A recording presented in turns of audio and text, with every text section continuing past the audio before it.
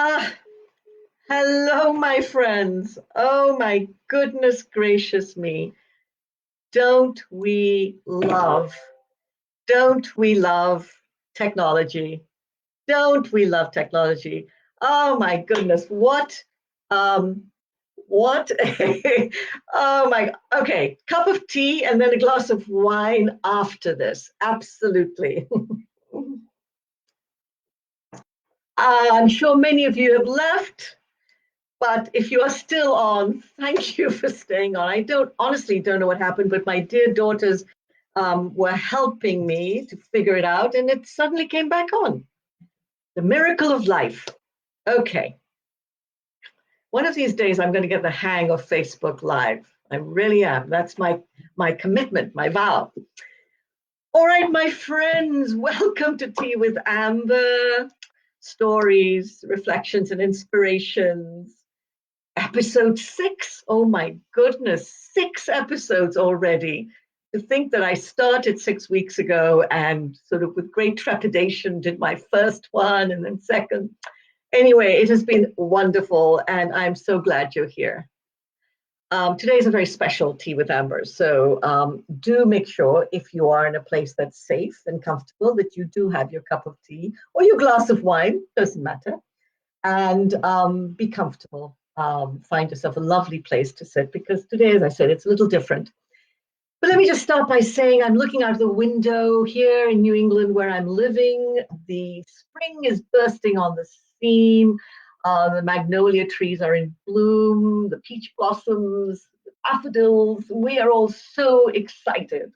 Uh, it's almost like nature itself is experiencing sublime restlessness coming out of this long lockdown called winter. And during that lockdown, that forced lockdown that our nature has to go through, imagine what's going on under the ground. The seeds are germinating. There's a lot of activity, even in the darkness. And then suddenly one day you walk out, and there it is. The blossoms have arrived.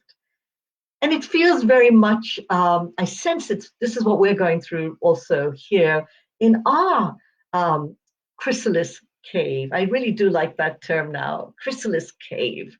Um, it's been 6 weeks for us in this time of quarantine, and there's a rhythm to the cave from the very first weeks when we were sort of flung into it, into this unfamiliar world, and we found ourselves there's sort of a little excitement when things are unfamiliar and you don't know what's going on, and yet there is the trepidation, the fear. But now, 6 weeks later, this restlessness is beginning to show up, and I'm seeing there's stress there. There is feelings of certain panic about how this new time is going to show up, what the new normal will look like. So there are many questions that we have at this time in the restless chrysalis cave, which is why I, this week, want us all to be nourished. We need to be nourished, not only physically, eating good food, going for our walks if we can, etc., but also in terms of our soul. Our soul needs to be nourished. We have taken such a beating, if you like, an assault on our systems. And what better to nourish our souls than the poet? Poetry that can take us out of the mundane into the mystery of life. Poetry that is like a prayer, a contemporary prayer. Poetry that transports us into a place where we recognize and connect to something larger than ourselves. The poet is going to illuminate our path today. Adrian Rich said, poetry can break open locked chambers of possibility, restore numbed zones of feeling, and recharge desire. Poetry awakens sleepers by other means than shock. James Baldwin said, The poets are the only people who know the truth about us. Soldiers don't, statesmen don't, priests don't, union leaders don't, only poets. And Mary Oliver, who would speak on being saved by poetry, saved by the beauty of the world, said this: to ask ourselves what kind of times we live in is to consider the sources of our sorrow and unease, to confront the brokenness, but also to discover the cracks through which the light gets in. It is the poet's task to do the asking, so that we may contemplate and answer and find a little more ease. So today I have chosen poetry, poems that I sense resonate with the times we're living in. And some of these poets you will know, familiar names. Others you will not know. But I want to simply recite their breathtaking words to you. So, and I think by the time you leave our half an hour, and we're going to end now a little later, but by the time you leave our half an hour, I hope you will be saturated by the raindrops that these words bring down into your soul. That sense of being saturated by poetry, how wonderful, and being nourished by it. So let me start, and we will just go on this journey together. I will give you the name of the poet, but I will not do a description of who they were, etc. That's too distracting, all right? So sit back, have your lovely cup of tea, and let us start.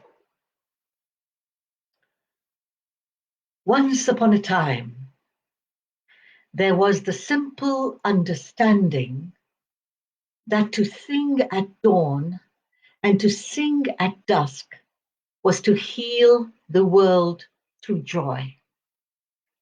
The birds still remember what we have forgotten, that the world is meant to be celebrated. Terry Tempest Williams. There is an African proverb that I've always loved. It goes, in losing your way, you are finding your way. And in many ways, as we look at our world right now, we have lost our way. And we are all, each individually and collectively, trying to find that way. In my book, Dear Beloved, Sacred Messages to the World, the crowd gathers around the messenger and says, we have lost our way. And this is the message poem that the messenger offered. Journey into your life as a traveler, a wayfarer. Seek not to settle down too securely, for then you desire permanence and become anchored by the illusion of stability. Like the river, life must flow. It cannot be stopped. Even as you bind it, trap it, try to imprison it with your stubborn resistance.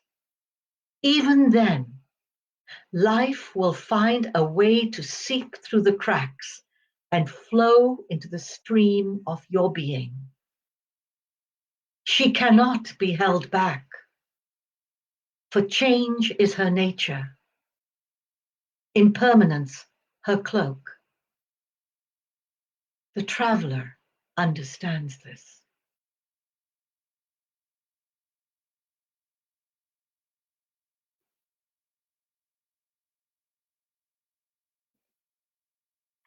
Khalil Gibran. And life is veiled and hidden, even as your greater self is hidden and veiled. Yet when life speaks, all the winds become woods. And when she speaks again, the smiles upon your lips and the tears in your eyes turn also into words. When she sings, the deaf hear and are held. And when she comes walking, the sightless behold her and are amazed and follow her in wonder and astonishment.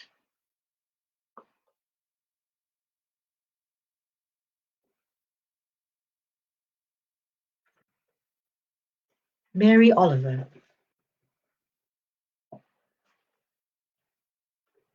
I know you never intended to be in this world, but you're in it all the same. So why not get started immediately? I mean, belonging to it. There is so much to admire, to weep over, and to write music and poems about. Bless the feet that take you to and fro. Bless the eyes and the listening ears. Bless the tongue, the manual of taste. Bless touching. You could live 100 years. It's happened, or not. I'm speaking from the fortunate platform of many years, none of which I think I ever wasted. Do you need a prod? Do you need a little darkness to get you going? Let me be as urgent as a knife, then, and remind you of Keats, so single of purpose and thinking. For a while, he had a lifetime.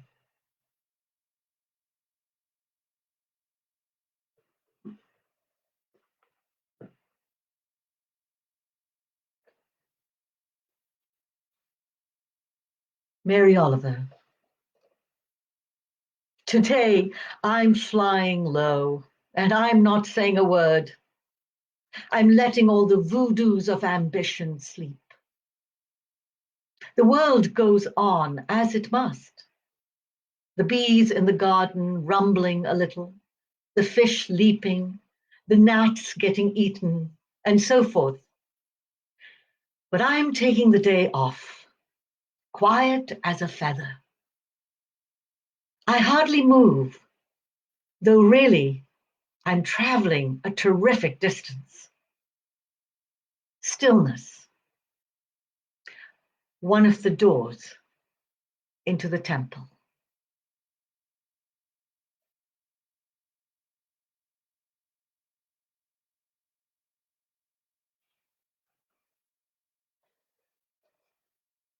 T.S. Eliot. I said to my soul, be still and wait without hope, for hope would be hope for the wrong things. Wait without love, for what love would be love of the wrong thing. There is yet faith, but the faith and love are all in the waiting. So the darkness shall be light, and the stillness the dancing.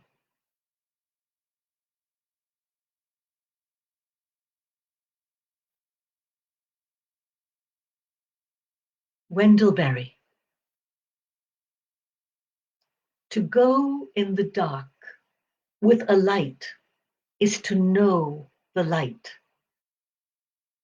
To know the dark, dark, go without sight, and find too that the dark too blooms and sings, and is traveled by dark feet and dark wings.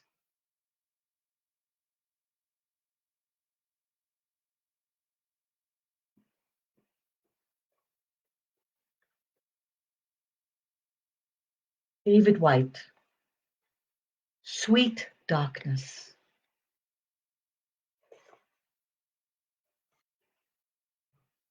When your eyes are tired, the world is tired also. When your vision has gone, no part of the world can find you. It's time to go into the dark, where the night has eyes to recognize its own. There you can be sure you are not beyond love. The dark will make a home for you tonight. The night will give you a horizon further than you can see. You must learn one thing. The world was made to be free in. The world was made to be free in. Give up all the other worlds, except the one to which you belong. Sometimes it takes darkness and the sweet confinement of your aloneness to learn anything or anyone that does not bring you alive is too small for you.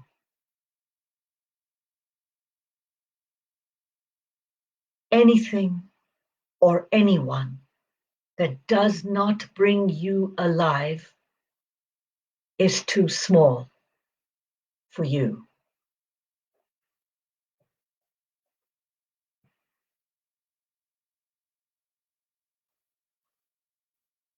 Enough by David White. These few words are enough. If not these words, this breath. If not this breath, this sitting here. This opening to the life we have refused again and again until now. Until now.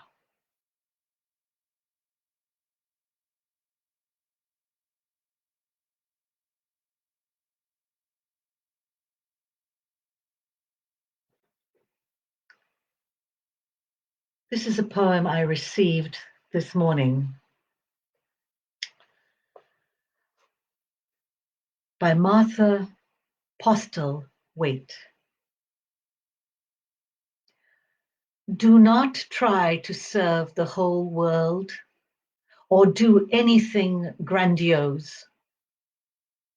Instead, create a clearing in the dense forest of your life and wait there patiently until the song that is yours alone to sing falls into your open cupped hands and you recognize and greet it.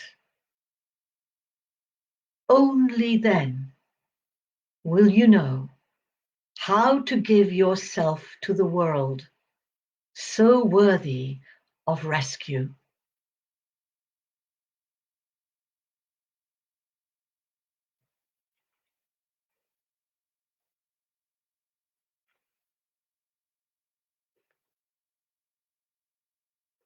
The Swallows of Hand Hollow by Nandi Rose Levine.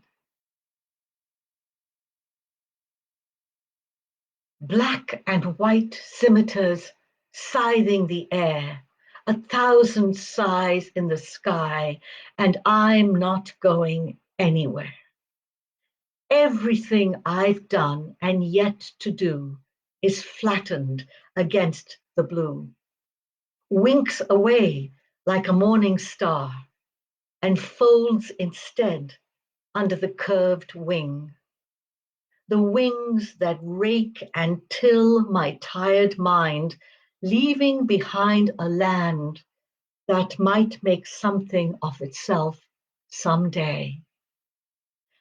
You shout when the cat pounces, but I've already decided it will not end this way.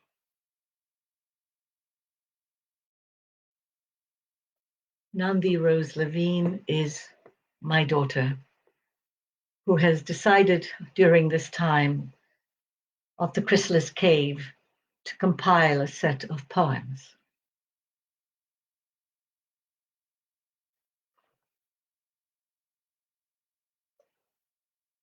Anne Hillman.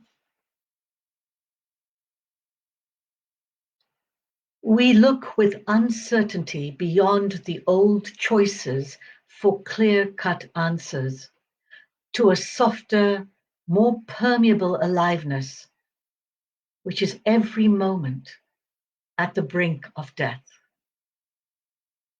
For something new is being born in us if we but let it. We stand at a new doorway, awaiting that which comes, daring to be human creatures, vulnerable to the beauty of existence, learning to love.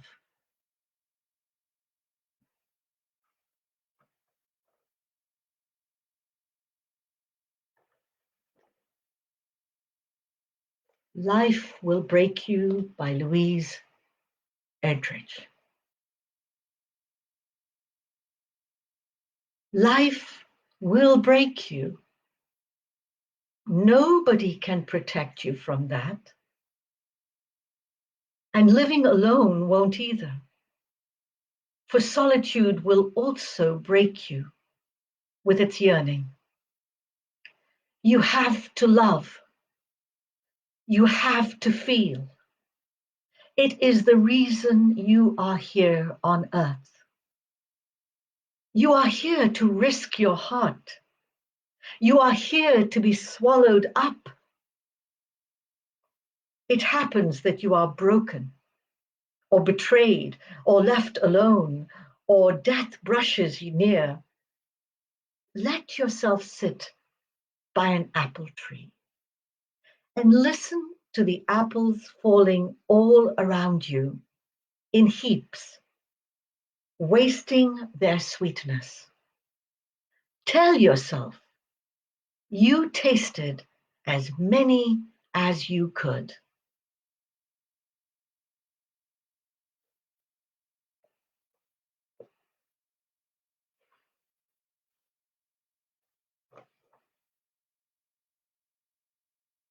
From the Chinese sage Wu Men. 10,000 flowers in spring, the moon in autumn, a cool breeze in summer, snow in winter. If your mind isn't clouded by unnecessary things, this is the best season of your life.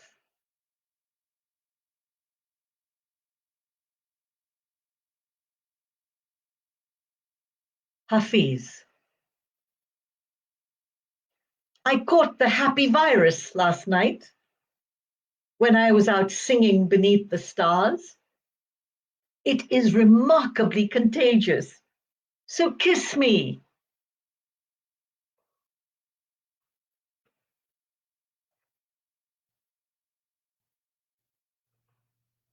Rumi. Inside this new love, die. Your way begins on the other side. Become the sky. Take an axe to the prison wall. Escape. Walk out like someone suddenly born into color. Do it now. You're covered with thick cloud. Slide out the side. die and be quiet. Quietness is the surest sign that you have died.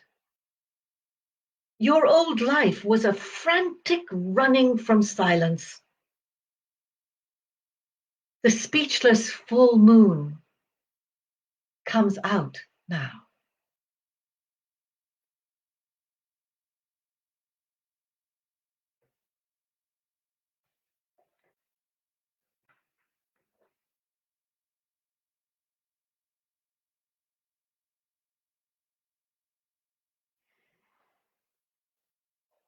Rumi, you were born with potential. You were born with goodness and trust. You were born with ideals and dreams. You were born with greatness. You were born with wings. You are not meant for crawling. So don't. You have wings. Learn to use them. Fly.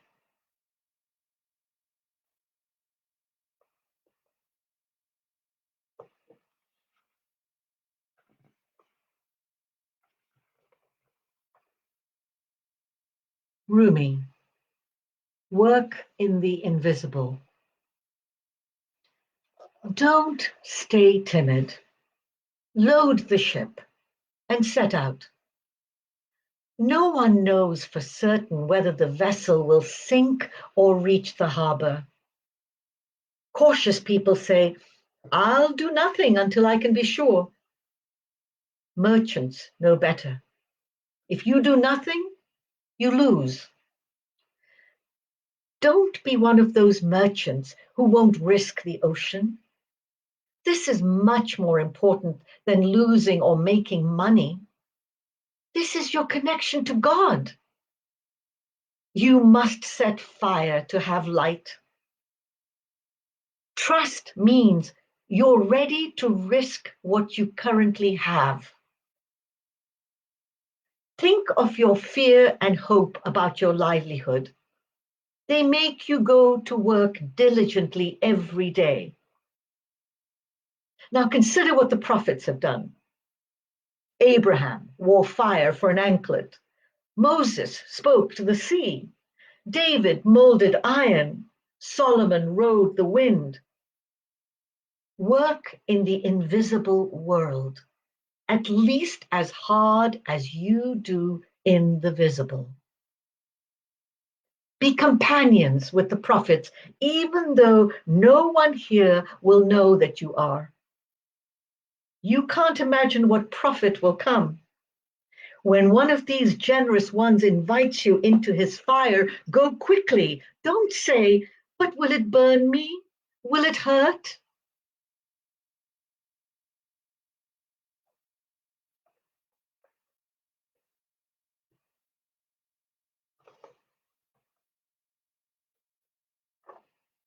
If you have time to chatter, read books.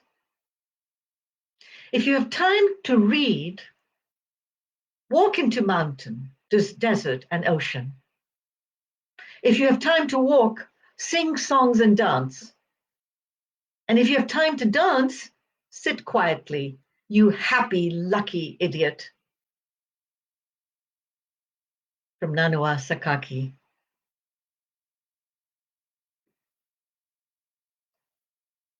Rainier Maria Rilke. Go to the limits of your longing.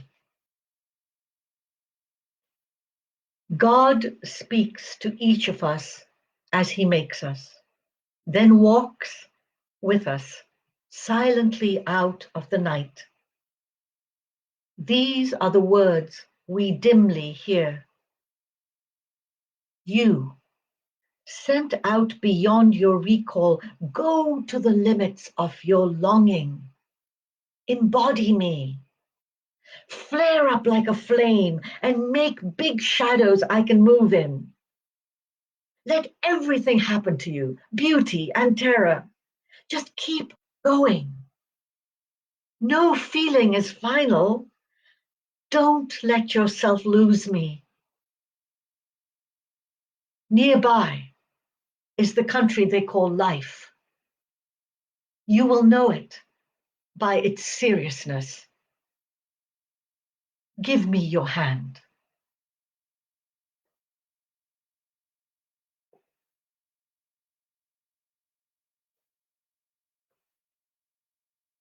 Thich Nhat Hanh.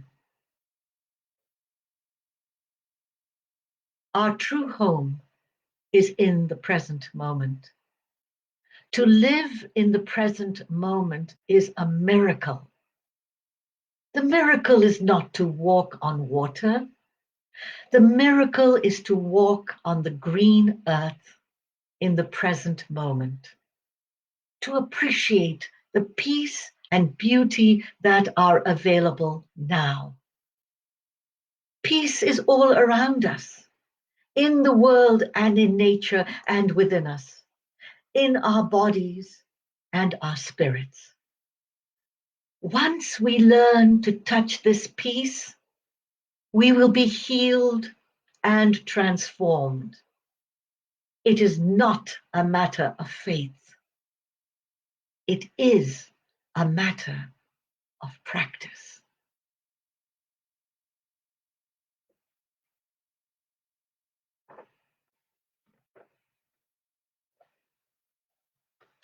And my last poem, Pablo Neruda, Keeping Quiet. Now we will count to 12, and we will all keep still for once on the face of the earth. Let's not speak in any language. Let's stop for a second and not move our arms so much. It would be an exotic moment without rush, without engines. We would all be together in a sudden strangeness. Fishermen in the cold sea would not harm whales, and the man gathering salt would not look at his hurt hands. Those who prepare green wars, wars with gas, wars with fire, victories with no survivors, would put on clean clothes and walk about with their brothers in the shade, doing nothing. What I want should not be confused with total inactivity. Life is what it is about. I want no truck with death. If we were not so single-minded about keeping our lives moving and for once could do nothing, perhaps a huge silence might interrupt this sadness of never understanding ourselves and of threatening ourselves with death. Perhaps the earth can teach us, as when everything seems dead and later proves to be alive. Now I'll count up to 12, and you keep quiet, and I will go.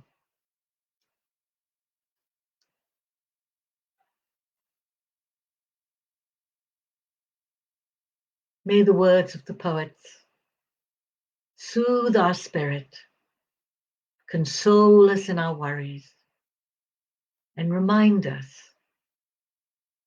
that we are always connected to the greater mysteries around us. So take good care of yourselves this week. Thank you for joining me for Tea with Amber. Bye-bye.